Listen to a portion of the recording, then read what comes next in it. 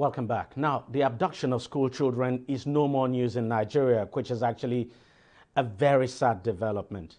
Again, 136 students were recently seized from an Islamic school in Niger State by gunmen. More devastating is the news that some of the parents have died on hearing about the abduction of their children. Now, what is equally worrisome is a strategy the government is deploying on how to secure the release of the students. The Niger State government says tactical teams have been deployed to secure their release, and it will not engage in negotiation while the kidnappers are demanding ransom from the poor parents. Now, the federal government too has adopted that position as well, saying it will not negotiate with bandits and it will not pay ransom. So joining me now to discuss this further is Patrick Agbambu, who is a security consultant and the Chief Executive Officer of Security Watch Africa Initiatives. Patrick, thank you very much for joining us on the program. Let's start with this latest kidnapping in Niger State. Quite worrisome. You would not expect that this would happen in Niger State and in a town that is just about 11 kilometers away from Kagara, where the last incident happened. And this did not happen at night. It actually happened in broad daylight at about 4:30 p.m. And from what we have gathered, these bandits actually rode on motorcycles, about 50 motorcycles, and they operated freely and were able to get this 136 students out of that school and into the bush without any interruption at all.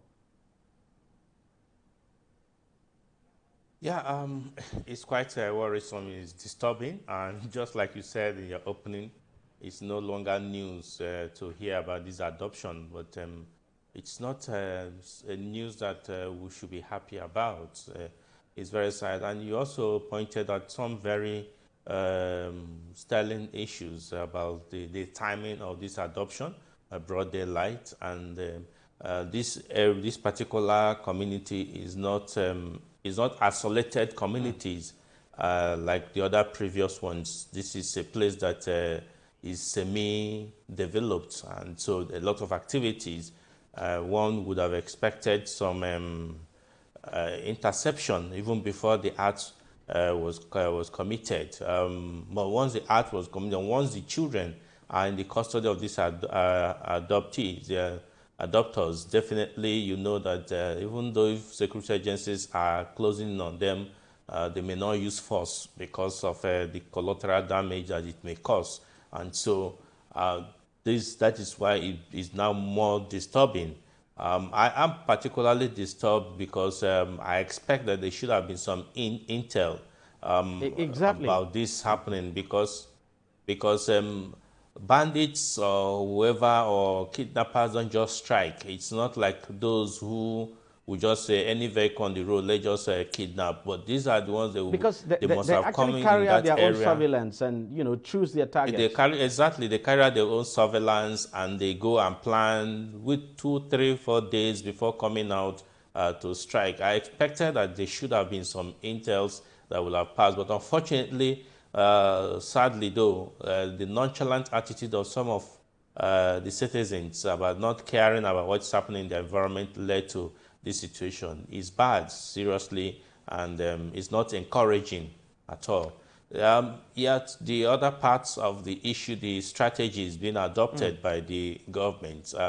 I strongly, if you remember on this program some time ago, I told you that I strongly support the policy of non-payment of ransom, which I still believe. Let's talk about this policy of non-payment of ransom. It's a very good idea, no doubt at all.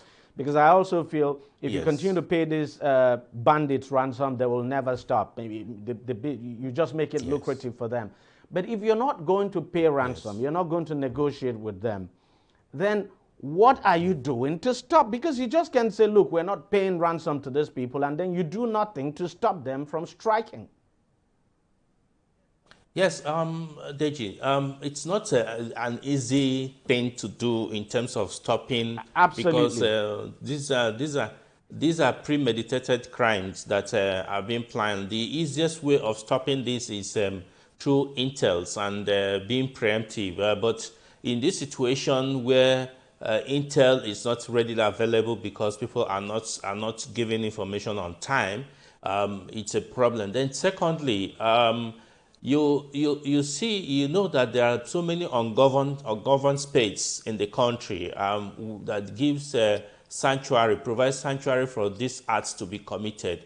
But in this case, in this particular situation, it's not as in isolated areas. So there should have been some information coming in faster enough, but nobody is speaking about it. Thirdly, is the issue that I always try to tell people, that in situations like this, what do? Government should, security agencies cannot be on every street, they cannot be on every road, they can't be on every house to provide security. And so they may not be there right on time to see these motorcycles, motorbikes riding to adopt these children. But some people saw these motorbikes, and this operation lasted for like 2 hours, we understand. Even if it lasted definitely for 1 because hour. the number is large. The number is large. Some people saw this. Was information. I spoke with some people in the community.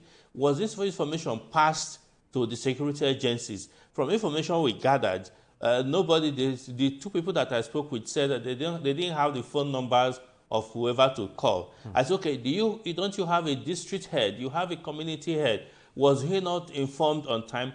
The owner of that Islamic school, was he not informed?